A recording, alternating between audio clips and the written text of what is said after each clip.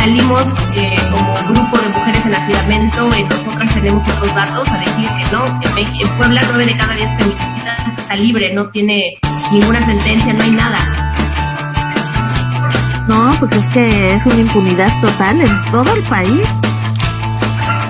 Esta impunidad viene de todo el país.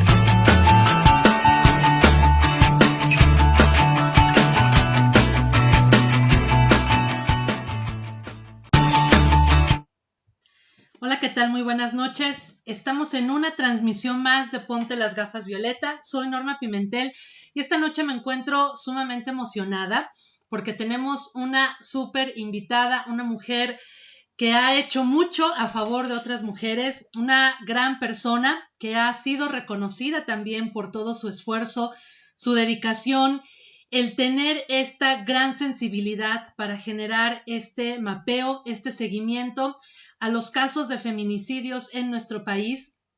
Ella es María Salguero. Esta noche tenemos el honor de que nos acompañe a mi querida amiga Edurne y a mí. Sabemos que tiene una agenda sumamente complicada y que además pues hay muchos espacios donde se pide su participación. Por eso estamos muy contentas de que se haya abierto este espacio y que pueda acompañarnos esta noche. Como ustedes saben, los miércoles en Ponte las Gafas Violeta, el objetivo que buscamos es pues visibilizar estas voces que desde las organizaciones de la sociedad civil han estado dando lucha, no solo en estos momentos de contingencia, sino que han tenido esta gran trayectoria para visibilizar, para dejar una gran huella por aquellas miles de mujeres, por aquellas miles de voces que han sido acalladas en este país por esta situación que a muchas nos duele, que es la impunidad y que empieza desde espacios tan pequeños, tan cercanos como lo es la propia casa, hasta llegar a los espacios más grandes de tomadores de decisiones, a quienes todavía en pleno 2020 se les hace muy sencillo minimizar las denuncias, minimizar la fortaleza de aquellas mujeres que se atreven a presentar una denuncia. Yo por eso esta noche me siento ya con la pila más que recargada, porque tener a una mujer de la fortaleza de María Salguero es algo que nos invade de energía positiva, que es algo que nos motiva a pensar que definitivamente no estamos solas en este caminar, que es complejo, que es un tanto desgastante e insisto que a muchas les ha costado la vida, pero que gracias a personas como María, gracias a su esfuerzo y al de estos equipos que ella encabeza, es posible generar espacios de esperanza para miles de niñas, de jóvenes y de mujeres. En verdad que es un honor tenerte esta noche en este espacio haciendo comunidad con Ponte las Gafas Violeta. Mi querida amiga Edurne Ochoa, qué gran noche tenemos. Esta noche estamos más que de manteles largos en este espacio. Así es, amiga, la verdad es que le decía ahorita a María fuera del aire, digo, te venimos persiguiendo desde la segunda generación de 33 mujeres y no se nos hace por el tema de las agendas. Afortunadamente, ahora sí pudimos coincidir con mi querida María, la verdad, como bien dices, amiga María, te admiramos por esta lucha que encabezas, pero sobre todo porque le estás dando mucha voz y visibilidad a todas estas mujeres que han sido asesinadas, ¿no? Que han sido arrebatadas de sus familias, de sus entornos, de sus espacios, por el simple hecho de ser mujeres, estos crímenes de odio que deberían de simbrar este país, que deberían de generar indignación, que deberían de generar unión y comunidad entre hombres y mujeres, nos debería de convocar a todas y a todos este gran problema. Sin embargo, sé también de tu valentía porque estar mapeando a nivel nacional feminicidios, estar hablando de estos asesinatos, de estas muertes violentas, no debe de ser una tarea fácil, debe seguramente de recibir 2 que 3 comentarios no muy positivos contra tu persona, que ya nos irás contando conforme vaya avanzando la noche, pero pues decirte, María, que estamos encantadas de tenerte, muchas gracias por aceptar la invitación, y yo partiría diciendo, ¿quién es María? ¿Cómo comienzas justamente a meterte en estos temas de los feminicidios, de la violencia contra las mujeres? ¿Cómo es este punto de inflexión contigo, María? Tu audio, amiga, por favor. Perdón, Yo empecé a trabajar temas de derechos humanos desde 2010, precisamente con el tema de la guardería ABC. Conocí a los papás de los niños y les dimos acompañamiento a organizar las marchas y las vigilias. Nada más eso, siempre pidiendo su opinión de qué opinaban, qué podíamos hacer. Y aquí fue como hicimos visible el caso. Para ese mismo grupito de amigos que hicimos, nos organizamos a través de Twitter. Ya viene un chavo de Coahuila y nos dice que desapareció su hermano y su sobrino, víctimas de desaparición forzada. Y es que empezaron a desaparecer mucho, la mayoría hombres, precisamente en los estados estos de Tamaulipas, Coahuila, Nuevo León, hombres jóvenes en edad productiva.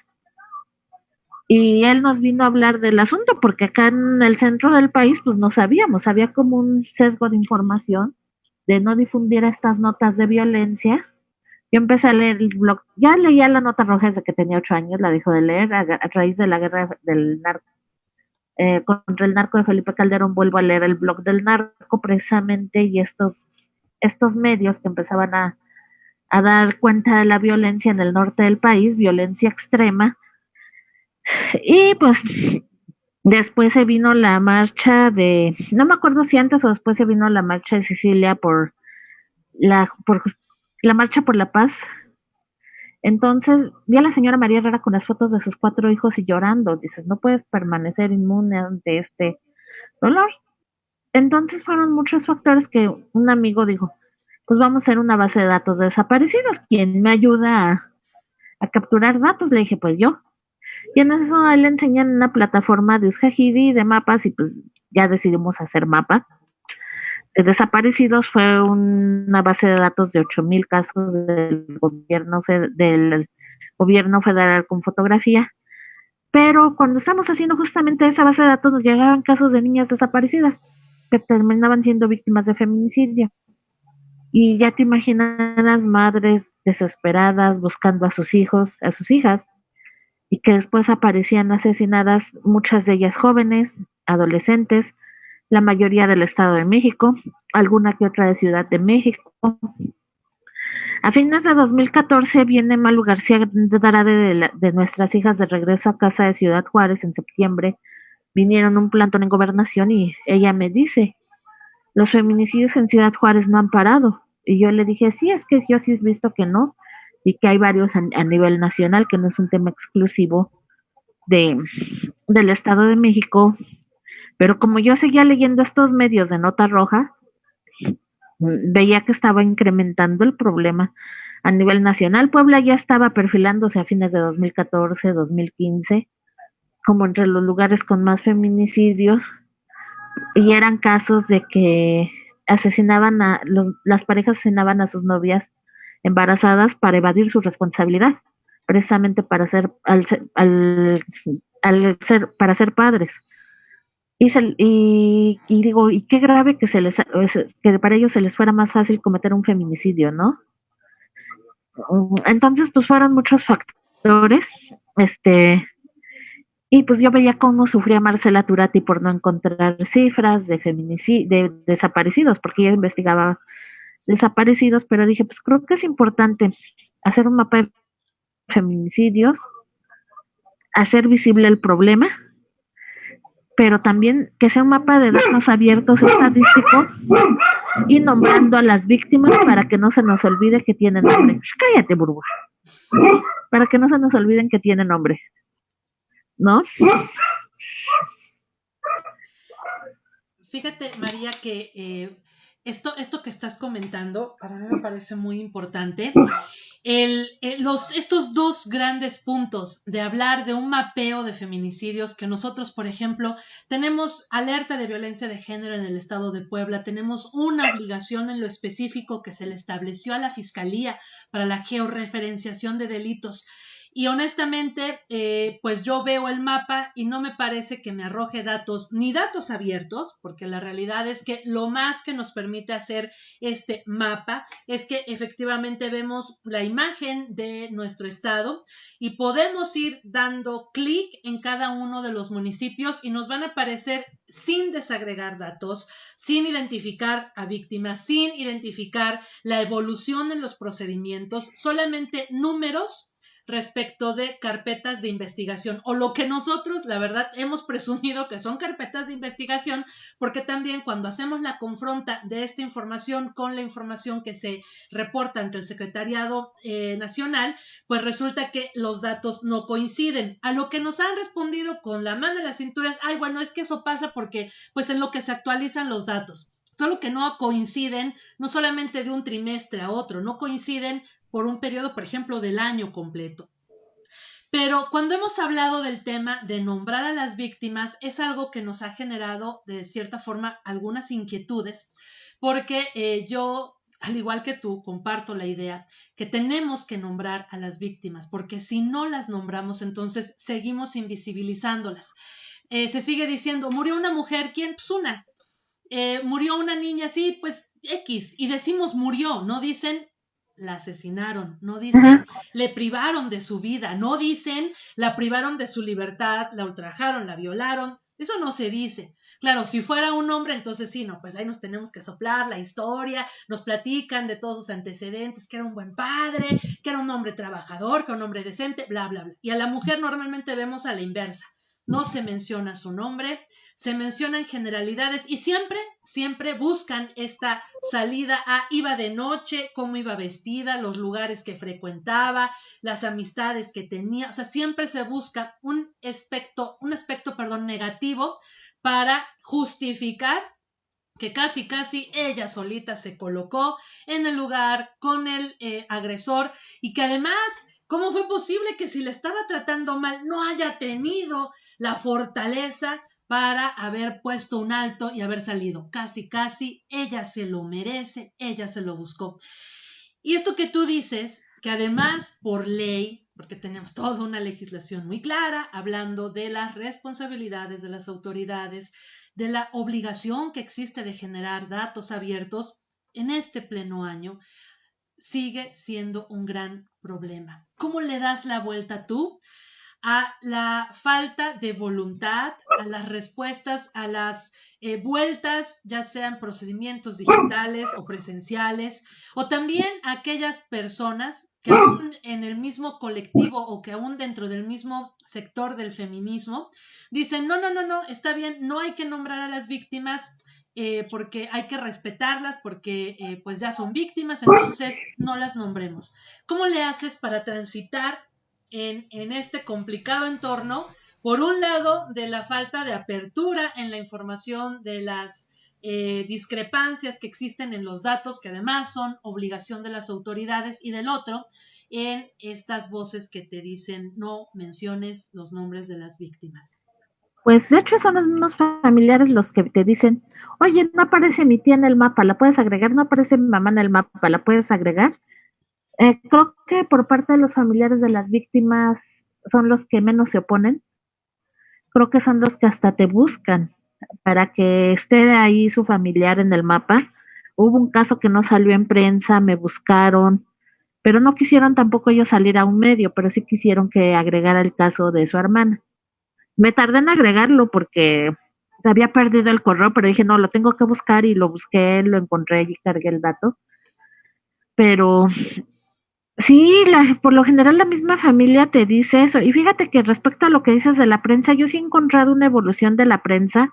Sí hablan que murió una mujer cuando no hay causa aparente de la muerte. Porque haz de cuenta que hubo 2 casos de 2 chicas en esta cuarentena que encontraron muertas en su casa, pero no hay más datos, pero pues al menos te especifica que eran mujeres jóvenes. No los puse como feminicidios, pero sí les di la categoría de probable.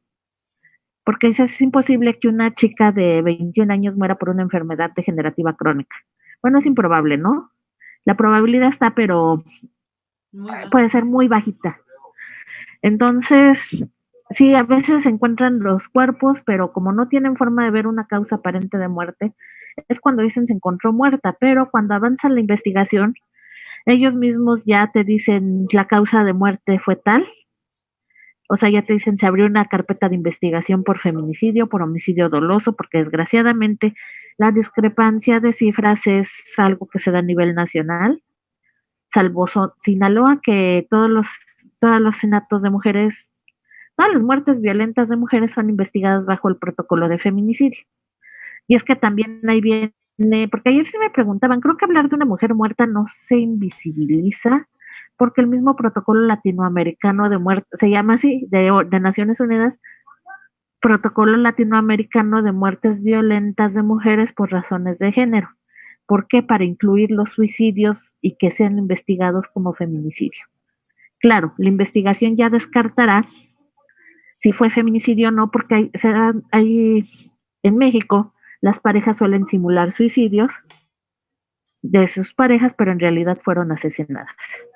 Entonces, creo que no, la palabra muerte no invisibiliza, pero sí hay que acreditar que fue una muerte violenta, porque también a veces te dicen, se encontró un cuerpo colgado, pero huyó la pareja, la familia te da antecedentes de que sufría violencia, entonces ya se está hablando que posiblemente no fue suicidio. De hecho, hubo un caso en Puebla que una familia habían clasificado como suicidio su caso. La Ministerio Público hasta andaba investigando andaba con los vecinos buscando quién quería ir a declarar que la chica era adicta, que estaba deprimida y todo eso, pero la familia logró que se reclasificara la carpeta de investigación. O sea, que se reclasificara de suicidio a feminicidio. Entonces, por eso sí es importante hacer el hecho que es una muerte violenta, y por eso está la sentencia Mariana Lima Buendía. Pero, pues desgraciadamente, híjole, el feminicidio tiene un uso político. Y el caso más notable es Veracruz, cuando llega Cuitlagua García, el fiscal Winkler, que no era un fiscal con sus mismos intereses, le abre todas las carpetas de investigación de muertes violentas por feminicidio, llega una fiscal a modo y de un plumazo le borra varios feminicidios. Ahí estamos viendo el uso político del feminicidio, y desgraciadamente también difieran las cifras, porque siempre me dicen, es que no, nuestro municipio es el municipio con más feminicidios, y les digo, aguas, porque es una falsa percepción, porque hay estados que ocultan sus verdaderos feminicidios. Tan solo en abril hice el ejercicio con Estado de México. Abril reportó al Secretariado Ejecutivo, en abril el Secretariado Ejecutivo reportó un feminicidio en Estado de México, pero si yo tomaba los datos del periódico, de la prensa, 17 casos cumplían las causales de feminicidio conforme al 325 del Código Penal Federal. Entonces ya estamos hablando de, híjole, o sea, ¿por qué mandaste los otros a homicidio calificado? Y es que desgraciadamente, si son cometidos fuera del ámbito familiar, se mandan a homicidio calificado. Y eso lo suelen hacer todas las fiscalías. Aunque tenga las huellas de violencia sexual, aunque tenga la hazaña, aunque tenga las lesiones infamantes degradantes, aunque sean arrojados en el espacio público, son clasificados como homicidios calificados. Entonces, las cifras del secretariado, pues yo no las tomo como las verdaderas. No es que no sean verdaderas, lo que hago es que le sumo feminicidios más homicidios dolosos y hago gráficas de proporción de violencia. Creo que justamente esto que acabas de decir es una parte muy importante. Yo te comentaba que igual hace unos días aquí en Puebla hicimos un ejercicio muy parecido con las compañeras de Nosotras Tenemos Otros Datos. Obviamente en Puebla también la cifra de feminicidios que presenta Fiscalía y que le reporta al secretariado es completamente diferente a la que la prensa reporta y los propios observatorios. Hay una diferencia de hasta el 76% menos en Fiscalía que lo que se reportan en observatorios y los medios de comunicación. Ahora, es bien importante esto que acabas de decir. O sea, estos homicidios dolosos que pues superan en un 3000% la propia cifra de los feminicidios, ¿no? Hacíamos justamente un comparativo y decíamos, bueno, en teoría a nivel nacional, de acuerdo a los secretariados, como bien dices, hay que tomar las reservas de este número, pero como son oficiales, decíamos, hay 300 y tantos, por ejemplo, 350 feminicidios. Y resulta que homicidios dolosos tenemos 1300. Entonces, esta gran diferencia de la que nadie habla, porque nadie te habla de homicidio doloso o tampoco del homicidio culposo, que si lo sumas, dan casi 3000 en sus cifras, a diferencia de estos 350. Pero entonces, homicidios culposos no hay que tomarlos porque, por ejemplo, te voy a contar el caso de Guanajuato. Guanajuato tiene una alta cifra de homicidios culposos, pero también es cierto, es el primer lugar en muertes por accidentes viales, de los primeros lugares a nivel nacional. Y como hay mucho trailero por la zona industrial, siempre vas a ver muchos vehículos involucrados, trailers en accidentes. Homicidios culposos, pues es que también incluye otras causas. Puede haber suicidios ahí, pero si los tomas corres un riesgo de que tu cifra ya no sea válida. Ok. Entonces sería tomar los homicidios dolosos, sí, Ajá. para también darles un tratamiento de revisión justamente para meterlos a la cartera de los feminicidios. Una pregunta. Ajá. Cuando tú y tu equipo llevan, o tienes un equipo, tú haces todo. Bueno, voy a partir de eso. Sola. Bueno, imagínate. Qué barbaridad, María. Entonces, ¿qué haces? Agarras toda la prensa a través de redes sociales, te metes, lees, ¿en dónde es donde encuentras más? Hace rato escuchaba que decías como esta prensa del Extra, quienes sacan esto, ¿no? Este tipo de asesinatos, me imagino que son los que tienen más posibilidad de que tú encuentres la información, ¿o cómo generas este mapa? Sí, con los periódicos de nota roja. Mucha gente dice que revictimizan, criminalizan. Y yo les digo, no, porque les he dicho a las chicas, les digo, no, porque ¿sabes qué? O sea, cuando ellos dicen que una chica tenía problemas de adicciones, pero resulta que ya tienes varios casos de chicas asesinadas con problemas de adicciones, ya es un problema de salud pública. Más bien depende cómo lees los datos, porque tienen una minería de datos impresionante, y algo que no en Guanajuato, pues están creciendo las adicciones. En Zacatecas la prensa no te dice si las víctimas tenían adicciones o no, pero en Zacatecas se está incrementando las adicciones en mujeres, en niños también, niños hasta de 6 años adictos al cristal. Guanajuato también tiene un incremento en adicciones hasta niños de 10 años. Entonces, el ver ese tipo de hechos te permite vincularlo con otros delitos o con otros delitos de alto impacto. Zacatecas sí tiene bien documentado que las chicas se están volviendo adictas por un problema de estética. ¿Por qué por un problema de estética? Para bajar de peso se vuelven adictas a las metanfetaminas. Ok. Y lo tienen bien documentado los centros de integración juvenil. Ok. Oye, ¿y esto, por ejemplo, tiene alguna relación que en la búsqueda de las metanfetaminas también se den feminicidios? ¿O que las chavas se metan en otros espacios y que de ahí terminen siendo asesinadas? ¿O cómo hay esta relación? No, sí, porque y luego también cuando ya hay adicción empiezan a cambiar sexo por drogas y terminan siendo víctimas de feminicidio. Ok. O por ejemplo en Tijuana asesinan hasta los consumidores de los cárteles rivales. O sea un problema que pareciera que no tiene relación, sí termina teniendo relación. Entonces, por eso sí es importante todo lo que la nota te pueda decir. Muchos dirán es que es revictimizante, no, hay que cambiar la interpretación de lo que leemos. Y saber, porque me decían, están revictimizando en el feminicidio de una niña, porque la mamá tenía problemas de alcoholismo y eran muy pobres, vivía como en una casa de cartón. Digo, no, te está hablando que vivía en un contexto de marginalidad y un problema de salud pública. Por eso hay que darles ese giro a lo que la prensa te reporta. Claro. Porque ni el gobierno es capaz de cruzar esos datos, eso es lo peor del caso. Estuve en la Secretaría de Gobernación trabajando y querían usar mi lista de datos de nombres de mujeres para cruzarlo con la lista de mujeres que están en el Banco de Datos de Violencia, el Banavin, el Banco Nacional de Datos de Violencia hacia las Mujeres, para ver qué mujeres habían reportado violencia y por qué no habían sido atendidas, pero siendo gobierno no pueden ellos tener esa lista, eso es lo más grave.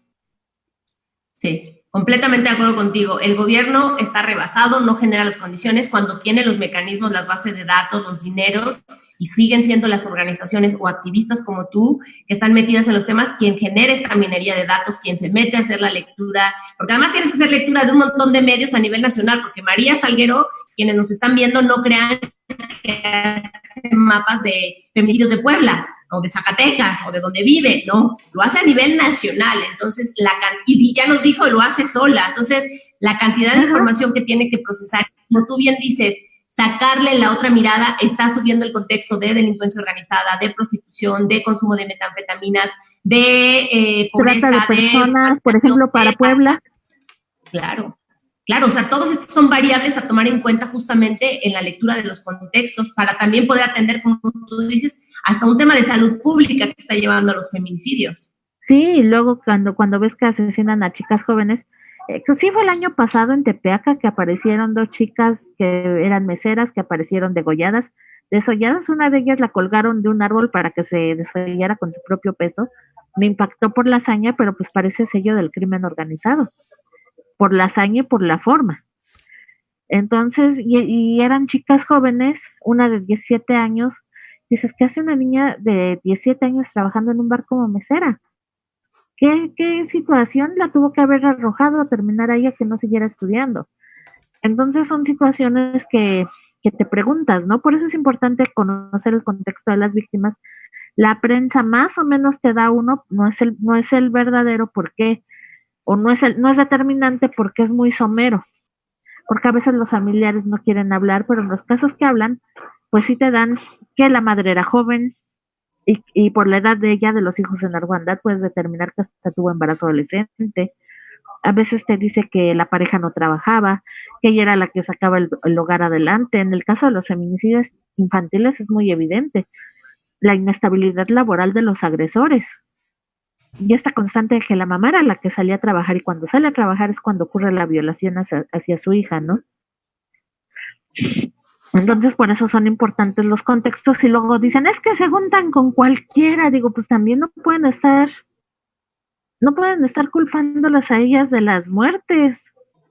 Pues ellas que van a saber pues es que hay narcisistas que tienen una cara oculta y se saben ocultar muy bien. Porque ya he hablado con amigas, yo también anduve con un tipo que era medio narciso, y ocultaba su violencia. Entonces, por eso te digo, no las puedes culpar a ellas, porque a veces ellos no dan su verdadero rostro a conocer. Entonces, tienen que trabajar, mantener la casa, y a veces son los papás, ¿no?, los que asesinan a las menores.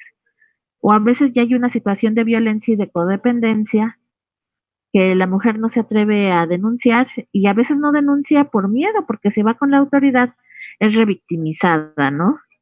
Porque desgraciadamente en México las mujeres son revictimizadas al ir a denunciar. ¿Y cuántas veces no hemos visto eso? Perdón, María, yo quisiera retomar todo esto que ahora estamos viendo, porque cuando aquí en Puebla, solamente para el caso específico de lo que ocurre en nuestro estado, se habló de contar con una georreferenciación de los delitos, yo no he visto personas en ningún sector que traen el tema como lo traes tú. ¿A qué voy?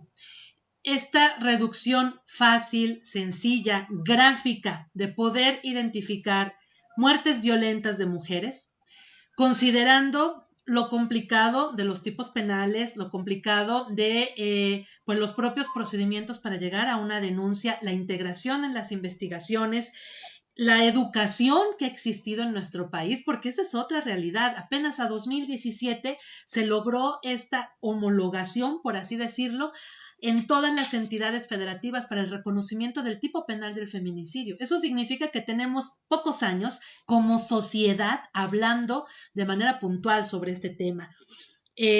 La manera en la que efectivamente se ha venido comportando en la prensa, en la que nos hemos venido comportando nosotros como sociedad, coexistiendo con una delincuencia organizada que ha rebasado definitivamente la intervención de autoridades. A mí me gustaría que tú, con toda esta experiencia que tienes, que sé que además es un trabajo sumamente desgastante el que te has llevado, ¿cómo le podemos decir o qué le deberíamos decir a la sociedad que sigue debatiendo sobre la importancia de no normalizar la violencia? Te lo digo porque así como tú tienes una lucha abierta con autoridades, con los medios de comunicación que no facilitan o que al contrario generan esquemas en los que se confunde a la propia población, yo no sé en tu experiencia cotidiana, en tu experiencia diaria, ¿cómo percibes a muchos colegas, muchas personas que a lo mejor desde la manera en la que comunican en sus redes sociales están generando minimizar estos temas? ¿Y a qué voy? Yo creo que todas y todos en nuestro contexto tenemos amigos, tenemos conocidos que cuando empezamos a hablar, quienes hablamos de estos temas, cuando empezamos a hablar de estos temas te dicen, ay, no seas exagerada, por Dios, pero si son bien poquitos casos. Y no siempre son solamente hombres, aclaro, hay todavía un gran sector social de las mujeres, de las propias mujeres que dicen, ay, sí, Norma, pero a ver, o sea, para que eso le llegara a pasar a mis hijas o para que eso le llegara a pasar a mujeres de mi entorno, no, eso está lejanísimo, eso está en aquellas que tienen una condición económica complicada. Eso ocurre en aquellas mujeres que se les se les atraviesa por la hormona, pues una relación con un hombre delincuente. Cuando sabemos que eso es reduccionista, es una falacia, es un absurdo. Pero entonces sabemos que hay grandes retos en los gobiernos, pero yo creo, hemos estado viendo que en los gobiernos no viene la solución.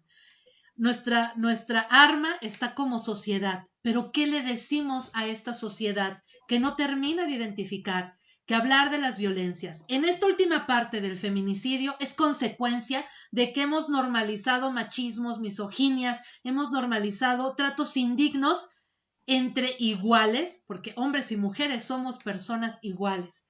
¿Qué tendríamos entonces que estar haciendo desde la sociedad para cambiar este enfoque? Pues mira, una de las cosas es que yo hablo de los roles de género, por ejemplo.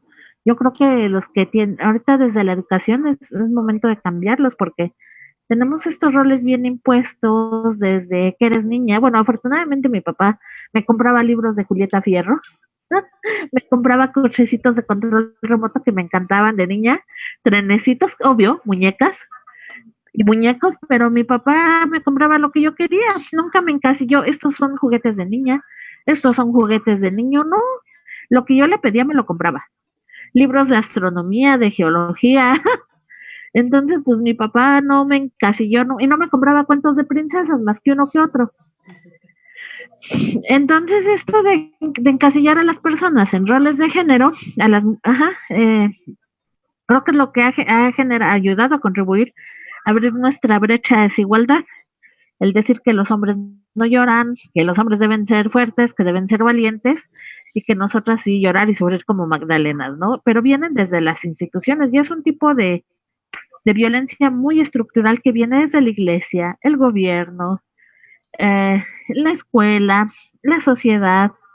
Entonces, pues también desde la sociedad ir cambiando estos roles de género hacia los niños chiquitos ahorita es tiempo, los adultos irnos deconstruyendo porque también uno de repente decía, ¿y a poco sí usaba ese vocabulario? Ese vocabulario machista, ¿no? Pues crecí en un sistema patriarcal y casi todos mis amigos hombres, ¿no? Entonces, pues, obvio, lo tenía normalizado hasta el lenguaje yo, ¿no? Afortunadamente uno se va corrigiendo y mejorando. Y también no normalizar cuando están agrediendo a una vecina. El caso de Ingrid Escamilla, una chica poblana que vivía en Ciudad de México, los vecinos tenían bien normalizadas las agresiones. Entonces, al llamar a una patrulla a tiempo, hubiera parado un asesinato. Bueno, eso no se en Puebla, pero, híjole, en Ciudad de México sí, a lo mejor en las zonas urbanas se puede, pero, híjole, las zonas rurales o los municipios de la serranía lo dudo, porque, por ejemplo, les voy a poner el ejemplo de Zacatecas, hay municipios sin policía municipal. Entonces, una llamada nunca va a llegar la ayuda. Esto te estoy hablando del privilegio de que tengas policía, pero desgraciadamente la policía no está capacitada en género. Yo sí les digo que no se metan a defender directamente a una mujer porque tengo casos donde el agresor está armado y termina asesinando también al que se mete a defenderla. Deje con una llamada a la policía y no te muevas de ahí, que no se quede sola. Y pues a esperar a que llegue la ayuda. Creo que ¿no?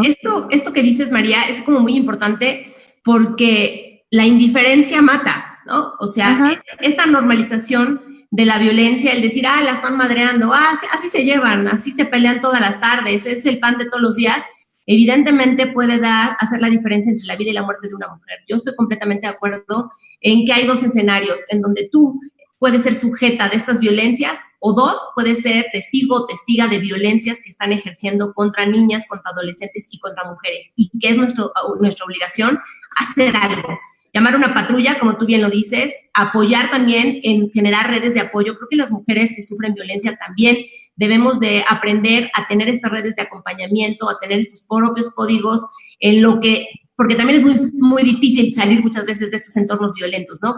En lo que se dan estas transiciones, también como personas, si conocemos a alguien que la violentan, no podemos también revictimizarlas y señalarlas, ¿no? Ay, pues es que eres una tonta, ya te dijimos que lo dejes. Es que que te pegó, te lo mereces, porque ahí sigues de necia, porque no, o sea, porque viene toda esta narrativa. Y evidentemente la propia mujer violentada muchas veces ya no quiere hablar o denunciar porque sabe que no, en lugar de escucharla, en lugar de que la acompañen, la van a señalar, la van a castigar, ¿no? La van a volver a revictimizar, y eso hace mucho que se contengan las mujeres cuando quieren, pues, de alguna manera denunciar la violencia. Esto que tú dices es muy importante. Sociedad civil, quienes nos escuchan, quienes nos escucharán después de que este programa acabe y siga en circulación, no podemos ser indiferentes, no podemos normalizar la violencia. Si ustedes ven en la calle, en el departamento, la señora que ve junto en una tiendita o en donde sea que una mujer está siendo violentada, usted puede llamar al 911 justamente para hacer esta denuncia y, como bien dice María, quedarte ahí en lo que llega la ayuda, por si hay otra cosa que se requiera. Es verdad, este mundo no se trata de ser héroe o heroína, sino más bien garantizar justamente que lleguen los servicios necesarios en donde hay, porque como dice María, ¿qué pasa en estas comunidades al interior de los estados? En donde, pues, ¿cuál 911? ¿Cuál patrulla? ¿Cuál primeros respondientes? Ni cuál nada, ¿no? Aquí yo también estoy muy de acuerdo contigo. ¿Cómo hacemos una profunda transformación en los temas de educación? ¿Cómo cambiamos los contenidos que escuchamos diariamente en radio, en televisión, en la propaganda, en la publicidad, en las propias redes sociales? ¿Cómo le hacemos justamente para entender que no es normal, que el amor no duele, que si te pega no te quiere, ¿no? Y todas estas cosas que nos han contado en torno al amor que debe de doler y que debemos de aguantar todo por el amor y por la familia y por los hijos y por todas estas cosas que nos han dicho. Por eso cuando hablas de roles de género, pues es real, y todos estos estereotipos tenemos que cambiarlos, y creo que valdría mucho la pena que poco a poco se generara esta sensibilidad. Tú decías, María, que tuviste la oportunidad de trabajar en la Secretaría de Gobernación, en donde pudiste o querían que tú cruzaras estos datos y demás. Yo sé que a lo mejor esta es una pregunta, pues a lo mejor complicada, no lo sé, que la que te voy a hacer, yo parto primero desde mi respuesta hacia tu pregunta, pero desde mi óptica, este gobierno federal, al cual debo decir públicamente, porque lo he dicho muchas veces, yo voté por él. Soy una mujer progresista, yo creía que se iba a dar un cambio, que las mujeres íbamos a estar justamente en el centro de las tomas de decisión. Yo veo un retraso, yo no veo avances, veo que se recortan presupuestos, que no hay interés, que no hay intención, que efectivamente la propia figura del feminicidio se quiere quitar justamente de las agendas. Yo tuve la oportunidad de ser consejera del Consejo Consultivo del Instituto Poblano de las Mujeres, y en un punto nos mandaban documentos federales en donde la palabra feminicidio la habían desaparecido. Era asesinatos de mujeres, para ya no verbalizar la palabra feminicidio, porque como bien lo dices, o hay un uso político a favor o en contra, depende cómo lo agarre cada quien y la posición política en la que se encuentre. Pero hemos visto muchos retrocesos. Hoy vemos que renuncia justamente, o la renuncian, nunca sabremos, me parece, la verdad, la que era la titular del CONAVIM, este espacio dedicado a prevenir, atender, sancionar y erradicar la violencia contra las mujeres. Desde tu punto de vista y tu experiencia, con este gobierno vamos dando pasos fuertes, sólidos, que beneficien a las agendas de las mujeres, ¿no? ¿Y cómo ves el papel de la CONAVIM, que es de alguna manera la responsable de dar este acompañamiento de prevención, atención y sanción de las violencias, y que además quien baja el recurso a los estados que tienen declaratoria de alerta de violencia, que seguramente mi amiga ahorita te preguntará algo en específico de eso? Pero ¿cómo ves estos escenarios, María? Pues yo te voy a decir algo. Yo no veo avance. Querían que hiciera chamba gratis en Gobernación. Yo me integro con ellos en abril del año pasado, me piden los contextos, los análisis del contexto de Juárez, de Juárez, de Chihuahua, de Chilpancingo, de Naucalpan y de Catepec, los realicé. Y a la mera hora sale que salen con que no, pues es que no sabemos cuándo te vamos a contratar. Ya mero andamos viendo lo de tu contratación, pero eso ya en septiembre fue cuando me lo dijeron, pero yo dije, yo no confío ya en estos güeyes. Y yo sí les dije, yo sí necesito que me garanticen si me van a contratar o irme moviendo por otro lado. Te llevabas 6 meses trabajando gratis. Ajá. Y fui como 3 meses a la oficina, dije, yo no tengo dinero para venir, pero yo tenía que llevar mi computadora, pagar mis datos, y era una plaza bien chiquita, a mí no me interesaba eso, yo quería colaborar, porque creo que desde ahí puedes hacer muchas cosas, pero ya viendo todas las deficiencias de que yo tenía que pagar por ir a trabajar, el chiste es de que yo todavía me asomo en noviembre, los primeros días de noviembre, a ver si había salido la convocatoria para la plaza. La plaza que me prometieron estaba vacante, o sea, ni siquiera tenían que crear una nueva plaza. Nada más que estaba congelada la convocatoria y no la descongelaron. Entonces yo sí tomé mis cosas y mis estudios. El de Chihuahua y Juárez se lo vendí al gobierno de Chihuahua, me lo pagó. El del Estado de México, la revista Harper's, de hecho ni se los he cobrado todavía, pero a ellos les vendí el de Catepec. O sea, bueno, es que no se los he cobrado porque se me ha olvidado, porque les tengo que hacer recibo, y le dije a mi contador, oye, ¿cómo les hago recibo de honorarios a Estados Unidos? Entonces ese se los vendí a ellos. Pero bueno, eso ya es otra cosa diferente. Y se me ha olvidado, y hablé con este chico y me dijo que él me ayudaba a cobrarlos, pero con lo del COVID ya, pues es que hemos estado todos, mi mamá se accidentó, se fracturó la cadera, pues entonces han andado atendiéndola y pues hasta se me ha olvidado, pero ya le tengo que escribir y decir, oye, mándamelos. Solo me dieron $500, pero bueno. Bueno, pero es una lana. Al menos me dieron algo porque los otros güeyes querían esa chamba gratis. Sí, no, está cañón. Y además es el gobierno federal, María. No te contrató un municipio en la sierra, te contrató la Secretaría de Gobernación, quien tiene presupuesto, quien debería de tener intención, quien se está jalando a una mujer que hace la diferencia, que es pionera en estos temas, que además mapea, pero no nada más el gobierno federal, sino Claudia Rivera Vivanco el otro día me invitó a un diálogo con ellos y me decía que cómo pueden ayudar y todo. Y yo digo, yo hago análisis del contexto, no política pública. Digo, ¿cómo? Entonces, pues, pero también quiere que la ayude gratis, ¿no? O sea. No, pues no hay manera. O sea, yo, aquí te voy a decir una cosa, y es que los políticos y las políticas siempre están bajo esta lógica que de verdad es terrible, ¿no? Como tú dices, me tengo que trasladar, consumo datos, tengo que pagar internet, ¿no? Tengo que estar metiéndome y dedicar horas laborales a estar buscando esta información, subirla y mapearla y hacer, eso es trabajo. O sea, una cosa es que seamos activistas y otra cosa es que seamos güeyes, ¿no? Y que digamos, no, sí, pues, comemos, pagamos cosas, tenemos que pagar el teléfono, internet. Yo nada más le dije que implementara las policías en género y ya. Pero eso fue así como que muy de cuatas, pero no, digo, ya si quieren que les ayude en algo de política pública de Puebla, pues mejor les recomiendo a alguien experto en política pública. Yo me especializo en análisis del contexto. Yo les doy los análisis del contexto a los especialistas en política pública. No, y me parece maravilloso contar con tu información y con tu conocimiento, María. Créeme que qué bueno que me estás diciendo. Yo estoy tomando notas y de María hace esto, así hay que mandar una cotización para trabajar con María, porque Puebla, ¿verdad, amiga? Puebla es un tema y creo que Norma quiere hablar al respecto. Pues es que es justamente trata de personas, huachicol, pero muchas bandas huachicoleras se fueron al robo. Pues las últimas fechas han asesinado a muchas mujeres por robarles los vehículos en tramos carreteros, a ellas o con sus familiares. Y otra pregunta que no te contesté respecto a lo que me dicen de que, pero mueren más hombres que mujeres. Fíjate que si no falta el machitrol, le dijo, pues checa los muertos del peje. No sé si conoces esta cuenta de Twitter que va contando los homicidios diarios. Ellos y yo nos pasamos información, ellos me pasan de feminicidios y yo de multihomicidios. Ahorita estuvo la masacre en Irapuato, luego le mandé la información de la masacre en Irapuato de 24 personas y 7 heridos en un anexo.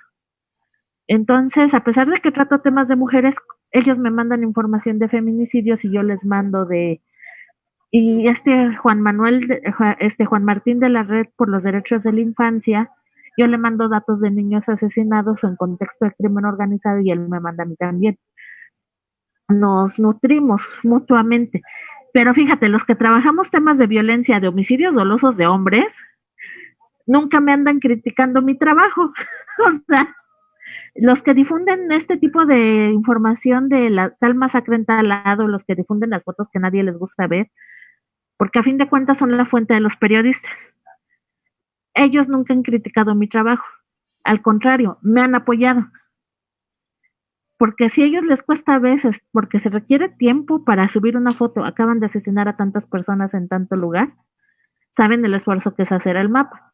Entonces es una red que nos retroalimentamos todos. Claro, y cada quien escoge sus temas.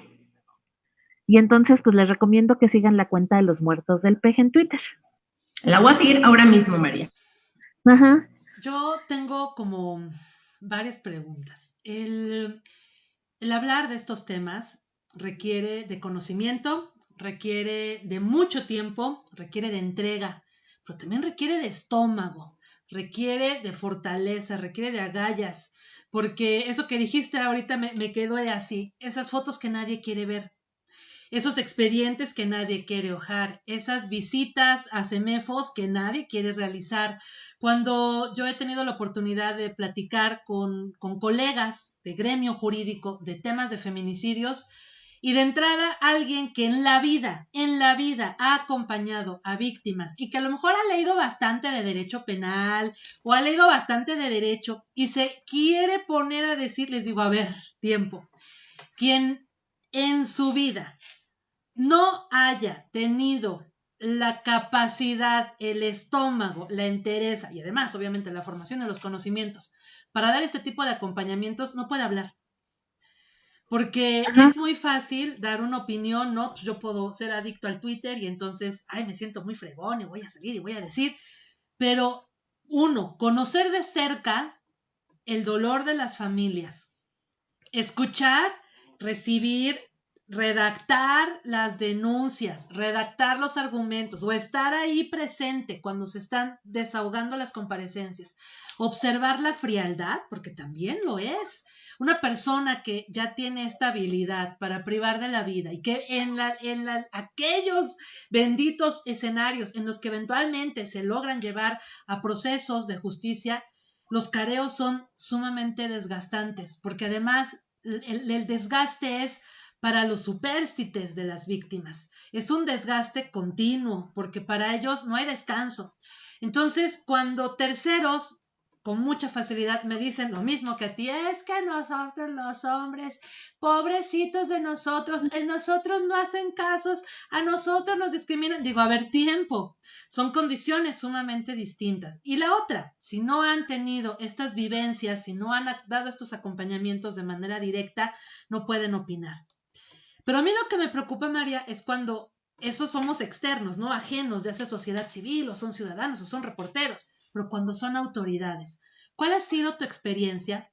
Ya nos contaste esta en lo particular, con esta mano en la cintura, pues simplemente deciden no contratar, no pagar por servicios previamente convenidos. Pero ¿cuál ha sido tu experiencia cuando has encarado directamente autoridades? El hecho de abiertamente, con rostro, con nombres y apellidos, porque yo creo que cualquier troll desde Twitter pues puede decir, o desde cualquier red social se puede envalentonar y decir algo, pero cuando lo haces desde una actividad profesional, cuando lo haces de entrada estando tu prestigio, tu trabajo y obviamente también tus ingresos, porque es sumamente digno tener un ingreso por el trabajo que se realiza, eso no tendría que ser debate en ningún lado. ¿Cómo le has hecho tú para prevenir o para cuidarte? O más bien, si ha existido en algún momento algún tipo de amenaza, porque este tipo de acciones, sí, para aquellas familias que deciden llevar los procedimientos o aquellas que benditos dioses y diosas, no murieron, pero quedaron casi a un pelo y logran presentar sus denuncias. Es todo un reto.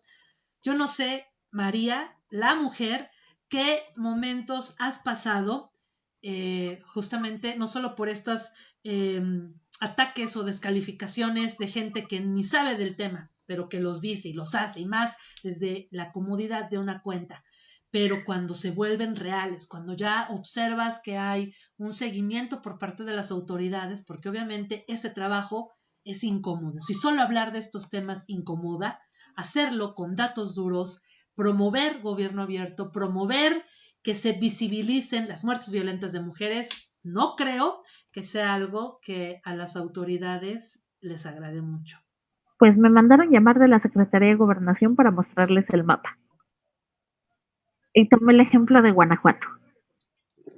¿Por qué Guanajuato? Porque casi muchos de los asesinatos de mujeres se dan en contexto de violencia armada.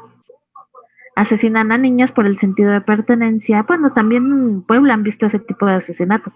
De niñas y mujeres por el sentido de pertenencia a un grupo criminal. En Puebla hay un caso que una chica la asesinaron por negarse a ser narcomenudista. En Juárez tengo otro caso similar, que asesinaron a una chica por negarse a ser narcomenudista.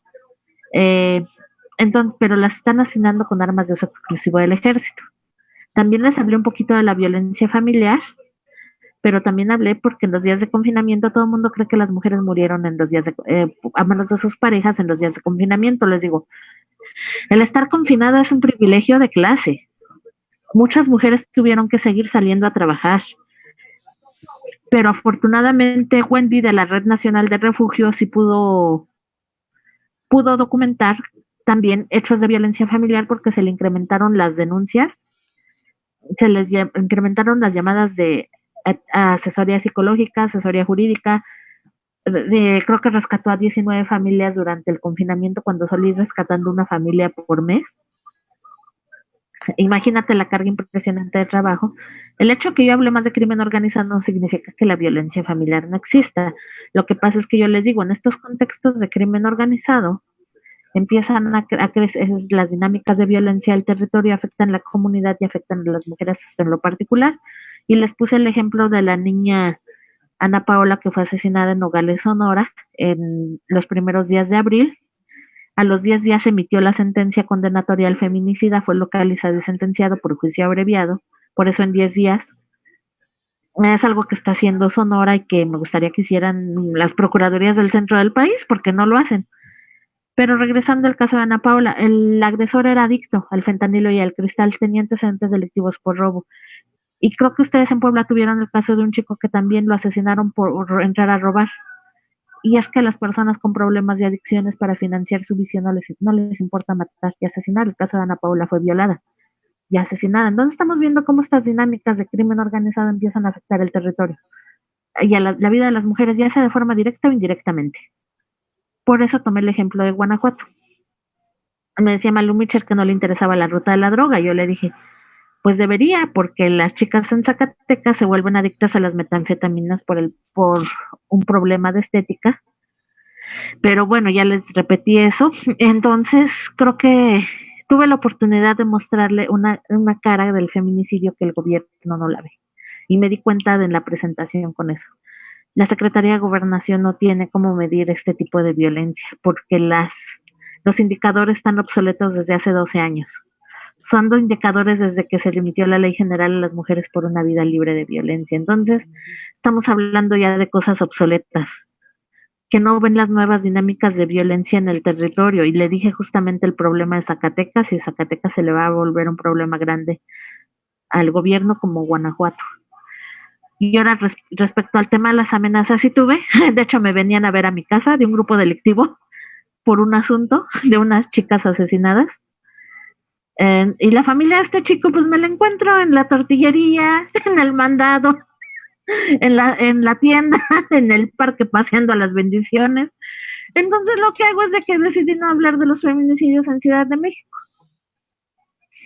O sea, hablo de los feminicidios a nivel nacional, pero Ciudad de México me lo quedo callado.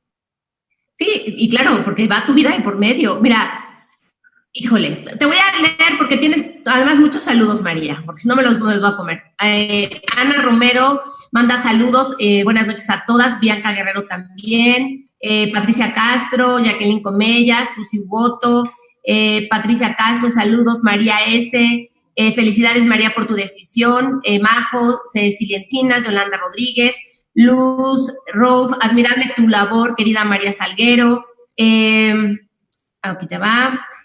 También Patricia Castro, saludos desde Culiacán, querida María. Aquí te van más. Claudia LTX, felicidades María, excelente tu labor, te admiro muchísimo.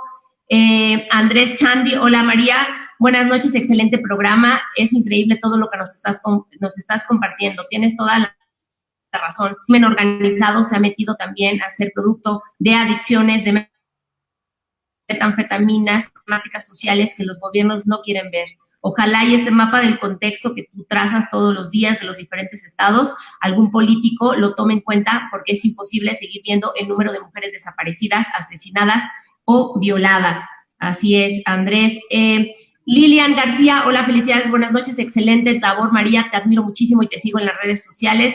¿Cómo ves el contexto de Puebla?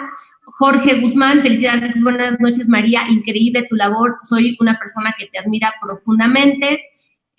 Valentina Ochoa, que no es mi prima, Valentina Ochoa, dice, felicidades María, buenas noches, excelente labor. Nos gustaría mucho a mi red de compañeras que nos pudieras hablar de cómo se está presentando los feminicidios durante el confinamiento, qué cifras tienes, ha aumentado y cómo han aumentado los tipos de feminicidio.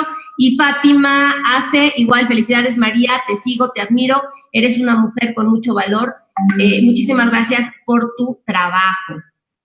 Pues justamente hay una conferencia, está en mis redes sociales, está en las de la Escuela Nacional de Trabajo Social, sobre la primera parte de los feminicidios en el contexto de la pandemia, pero también hablé de de violaciones. Bueno, metí 2 casos de violaciones en Michoacán, pero son a manos de grupos delictivos. Uno, la denuncia la hizo Pablito Mora y otra sí salió en un medio. Una mujer fue violada tumultuariamente por las pugnas entre los cárteles. Es a lo que de regreso, la mujer vista como botín de guerra. Y justamente incrementaron, pero no por violencia familiar, por crimen organizado. Claro, es prensa, la violencia familiar pudo ser mayor de la que reporto yo, porque ocurre en un ámbito muy privado. El hecho que yo no la reporte no significa que no exista. O sea, simplemente a veces no la podemos ver porque ocurre en un ámbito muy privado y los medios no los cubren. Las mujeres luego llegan heridas a los sistemas de salud debido a agresiones por violencia familiar y mueren debido a la gravedad de las lesiones y la prensa no los reporta. Y hay otros cuerpos que las mismas parejas o gente cercana a las víctimas los arrojan en el espacio público, pero eso no lo puedes determinar hasta que la investigación concluya o tenga un avance y aprendan a un presunto responsable y sea vinculado a proceso. Entonces, sí hay que decir, yo por feminicidios, por crimen organizado, durante el confinamiento fueron el 63% y 10% violencia familiar, otro porcentaje al saltos, violencia comunitaria. En fin, el feminicidio de Ana Paola pues es violencia comunitaria. Puebla tiene muchos en ese sentido, pero también tenemos el caso, por ejemplo, de la niña Michelle, que afortunadamente sobrevivió, que fue dejada en una alcantarilla por su pareja, ¿no? Así es. O sea, pues hay de todo, desgraciadamente. Pero estos contextos de violencia hacen que crezcan y Puebla está en el corredor de la trata. Yo por aquí también quiero compartir saludos que han estado llegando. Dayana Monterrosas, doctora Laín Serrano, Eduardo del Castillo, Patricia Keller, Abigail Báez, Idalia Cuateco, Eric Sánchez Galindo, que manda muchísimos saludos. Gracias, Eric, porque siempre estás acompañándonos en este espacio. Antonio Cantú, Eric Hernández, Alice Samé, Yosaspan Urrieta, un querido colega, Víctor Olea Peláez, quien es vicepresidente en la Barra Mexicana, Colegio de Abogados a nivel nacional. Gracias por estarnos acompañando y porque sé que así como hay gente que no le entra a los temas, también hay gente muy comprometida, hay colegas que están, hombres y mujeres que están dando mucho esta batalla para no solamente visibilizar, sino combatir esta violencia feminicida. Por aquí Norma Méndez nos dice, muy buenas noches, felicitaciones para ustedes por este magnífico programa, también esta gran entrevistada, qué ardua labor. Y es que ese es el gran mensaje, María. Tienes un trabajo sumamente digno de reconocimiento. Sabemos que el reconocimiento social tal vez no sea lo suficiente, porque yo entiendo que tu meta es otra y tu meta es justo aportar elementos para erradicar esta violencia que es terrible. Hablando en lo específico del caso Puebla, justamente con el tema de la declaratoria de alerta de violencia de mujeres, pues identificamos, ¿no? Ya ciertas acciones, se crean protocolos, se trata de homologar la legislación local a los criterios nacionales, aún con los retrasos que tiene la nacional. Imagínate cómo estábamos en Puebla, que pues ni siquiera teníamos, al menos habíamos alcanzado esos criterios. Pero el tema de trata es uno en particular muy interesante, porque cuando nosotros desglosamos la alerta de violencia de género, el tema de trata como que se quiso guardar, se bajó mucho y no se enfrenta de manera directa. Solamente hay 2 recomendaciones en lo específico relacionadas al tema de trata de personas, porque existe como esta percepción de no es Puebla, es Tlaxcala. O sea, por Puebla pasan, pero no es Puebla. De Puebla se las llevan, pero no es Puebla. Yo la verdad es que creo que nos hace falta muchísimo caminar y conocer nuestra ciudad, nuestro estado. Hace como año y medio a nosotros nos tocó recorrer esta región que se encuentra justamente en las partes límites territoriales de Puebla, Tlaxcala, donde hay este lugar mal llamado Las Vegas de Puebla, que es justo los espacios donde vamos a ver una zona de pobreza muy marcada, donde vamos a encontrar muchos temas de drogadicción, de prostitución, pero a la vista. O sea, quienes han podido hacer esos recorridos, quienes han podido caminar por ahí, saben que vas caminando y vas observando unas tienditas, por así llamarlo, como unas tienditas de campaña, donde se sabe públicamente que son lugares donde se desarrolla la prostitución, la venta de drogas, etcétera, ¿no? Es algo pública y socialmente conocido. Y justo en esa región, en ese paso, en ese cruce, hay muchas menores de edad, muchas menores que están sujetas al tema de trata. A mí me preocupa mucho cómo podemos de contar o de tener esta herramienta donde se visibilizan, dónde ocurren estos feminicidios, cómo se vinculan con estos actos de delincuencia organizada. De ahí yo sé que tu chamba no es crear políticas públicas, pero ¿cómo entonces pudiéramos entrelazar para decirle a las autoridades que no pueden seguir diciendo que eso no pasa? Por Dios, esa zona no podríamos decir que se fueron con el novio, o sea, no hay manera. Esas menores que están ahí por diferentes razones, temas de delincuencia sí, pero también temas de una pobreza extrema, donde las propias familias las cambian o las dejan a razón de un intercambio económico. ¿Cómo cambiamos estas líneas discursivas? Donde estas autoridades tienen 0 interés en cumplir con lo que dice la declaratoria. La declaratoria es clara: 0 tolerancia a la violencia contra las mujeres. Esa es una forma de violencia contra mujeres. Obviamente los feminicidios lo son. Y el que la delincuencia migre o mute y afecte a mujeres y afecte a niñas y se normalice la prostitución de menores de edad, sigue siendo parte de todo este círculo poco virtuoso. Pues es que más bien hay que mencionar y hay que visibilizar. El problema es de que sí, las autoridades no van a querer, de por sí ni quieren reconocer la desaparición de niñas y mujeres, pero empezando con la desaparición de niñas y mujeres. Oye, tienes el Estado al lado, el que es tratante, y tus niñas están desapareciendo aquí a este lado, pues seguramente tu vecino tratante se las llevó, ¿no? O sea, pero siempre han querido negar y desgraciadamente tenemos un problema. Yo estuve en la Comisión Nacional de Búsqueda y cuando yo estuve no supimos ni cuántas personas desaparecidas había. Porque las bases de datos no, desde que yo sé no hay una base de datos oficial estándar que esté bien hecha y lo tiene que hacer el gobierno. Siempre la sociedad civil ahí anda tratando de hacer. Data Civic hizo algo de cruces de bases de datos, pero nada más.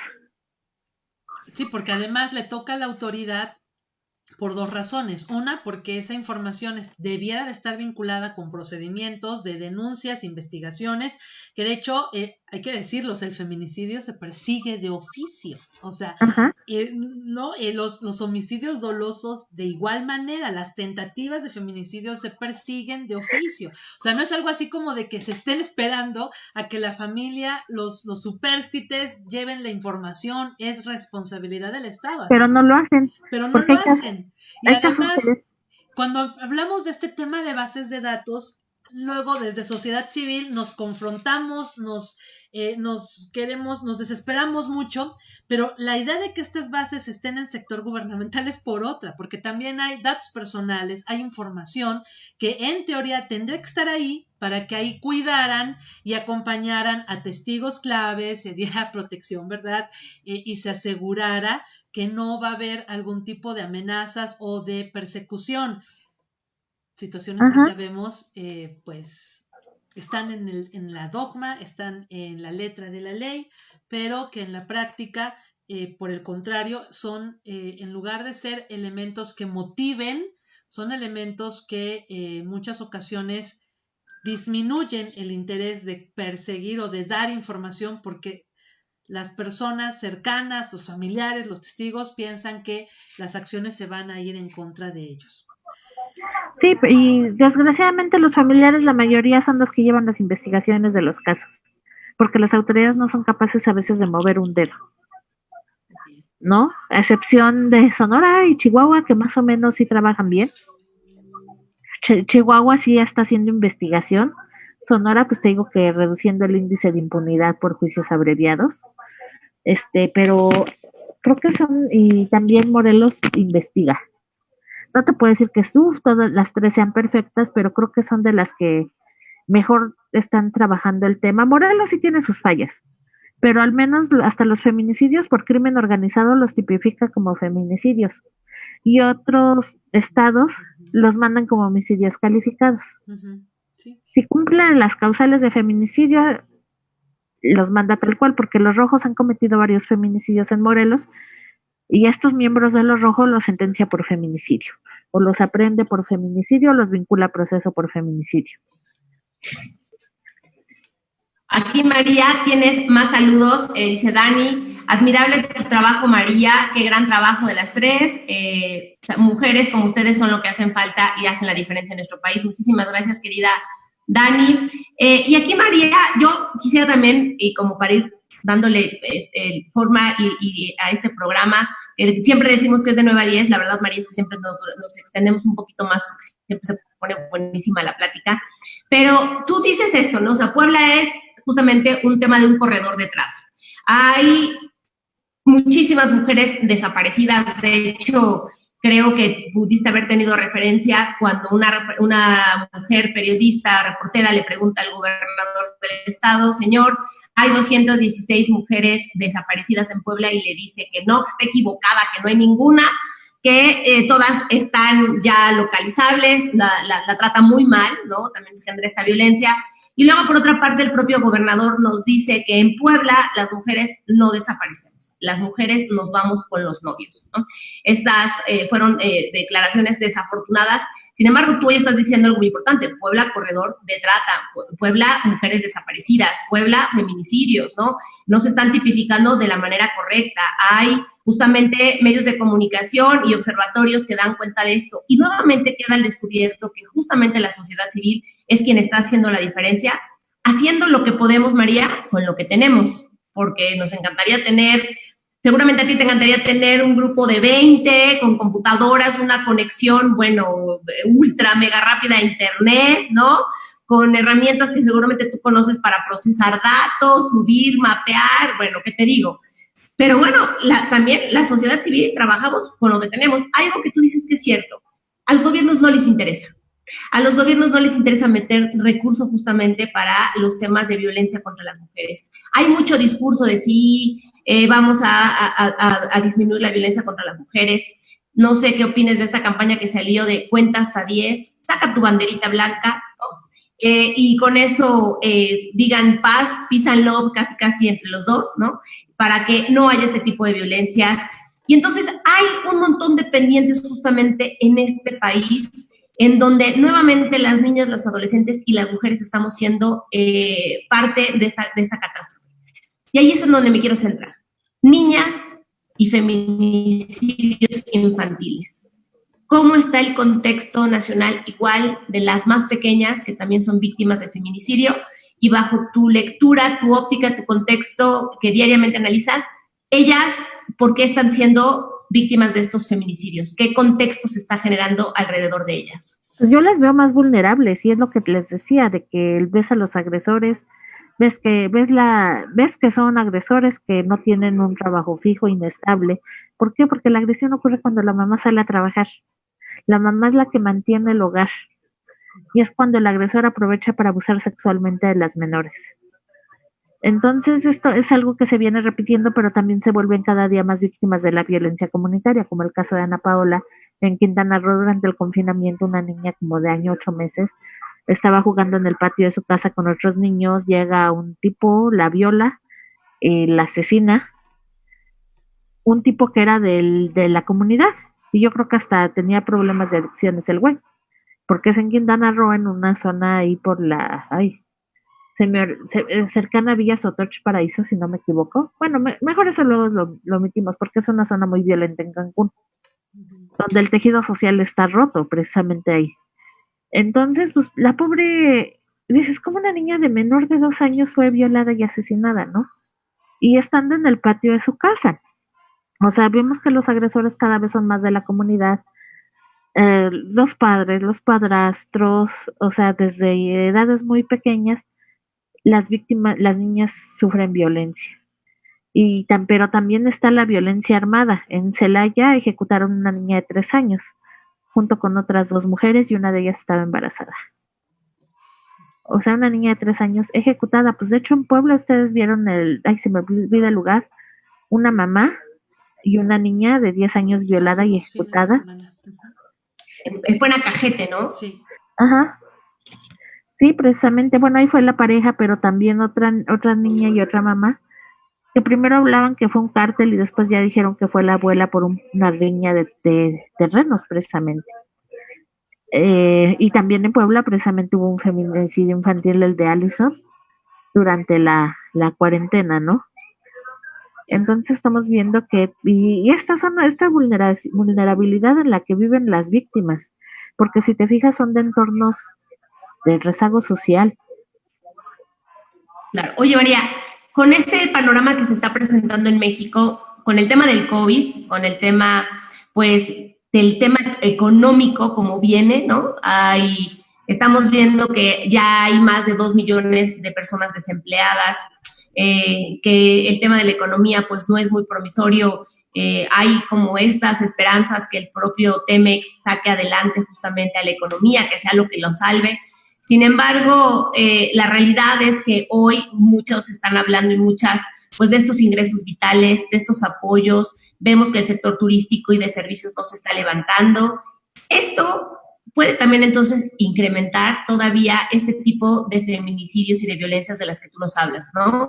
Familias en donde los propios entornos, al no tener trabajo, las mujeres salen, porque las mujeres siempre buscan los caminos, los cómo sí para mantener a sus familias. Eso es una realidad de lo que sea, pero van y salen a buscar el alimento, el poco dinero que puedan meter a sus casas para sus hijos y para sus hijas. Esto, obviamente, sumado a que el tema del alcoholismo en el confinamiento también está creciendo. No hay trabajo, no hay un tema formal, la economía formal se está cayendo, y entonces mucha gente recurre ante esta digo, no los voy a justificar, pero ante esta falta de condiciones, pues recurres a la delincuencia, a ser halcón, a ser narcomenudista, a tener algún tipo pues de trabajo que te permita mantener a tu familia o mantenerte. O hasta el robo. O al robo, exactamente, porque está la diferencia entre vivir, sobrevivir o morirte, ¿no? Ajá. Entonces, este contexto, bajo la óptica y el análisis que tú tienes, pues también nos estaría hablando del incremento justamente de estas violencias, de los feminicidios. Sí, pues posiblemente de las violencias o de que las mujeres se diversifiquen otros delitos. Pues bueno, chicas, fue un placer estar con ustedes. Mi mamá quiere que la atienda. No, al contrario, muchas gracias, María. Qué bueno que lo que esto nos estás diciendo, creo que vale mucho la pena ponerlo en el contexto justo. Agradecerte, de verdad, estar en comunicación para que, pues, tus análisis yo creo que van a ser muy valiosos para gente muy cercana y que creo que son importantes. Pues yo creo que los voy a financiar el mapa porque algo que les dije, soy poderosa pero desempleada, y luego me dicen, no, es que te ofrezco trabajo. Les digo, no, el chiste es de que yo trabajo el tema de feminicidios, pero creo que no voy a encontrar trabajo en el gobierno federal, porque aparte en ninguna instancia me gusta el gobierno, porque ninguna tiene los datos suficientes, los obtengo mejor yo de forma externa. Gracias a mis amigos de los muertos del peje que me mandan mucha información y a otras cuentas, me mandan mejor información que la que puedo obtener del gobierno federal. Oye, María, pero hagamos algo, a ver. ¿Por qué no? Aquí hacemos también una convocatoria para apoyarte. ¿Qué requieres justamente para que hagamos una sinergia? Ponte las gafas. Voy a hacer un fondeo. Lo voy a meter a fondeadora o donadora. Nada más estoy esperando que se recupere mi mamá.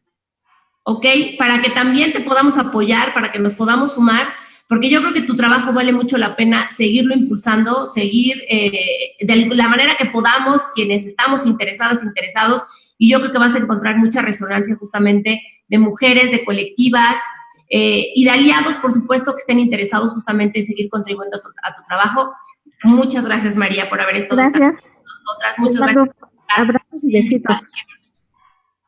Y muchas gracias a todas las personas que estuvieron conectadas. Veo gente desde Tijuana, veo gente no solamente en Puebla, de Estado de México, de Morelos. Muchísimas gracias por haber estado con nosotras esta noche. Gracias por sus comentarios. Gracias, María, por tu tiempo, por tu acompañamiento. Y de aquí esperemos, como bien dice Edurne, que podamos fortalecer tu trabajo y seguir impulsando estas acciones para visibilizar y algún día decir que estas violencias tengan un fin. Gracias por todo tu apoyo, por estar esta noche con nosotras. Y mañana, mi querida Edurne, ¿cómo vamos a estar? Muy bien, amiga. Mañana es día jueves de Ponte las Gafas Violeta. Mañana tenemos aquí igual a Facundo, invitado. Vamos a estar hablando también de los datos del Secretariado Ejecutivo, justamente también de los cortes de violencia familiar, de violencia sexual. Así que toda esta semana seguiremos visibilizando estos temas que tanto nos interesan. Así que mañana no se lo pierdan, 9 de la noche. Ponte las Gafas Violeta. Muchísimas gracias a todas y todos. Excelente noche.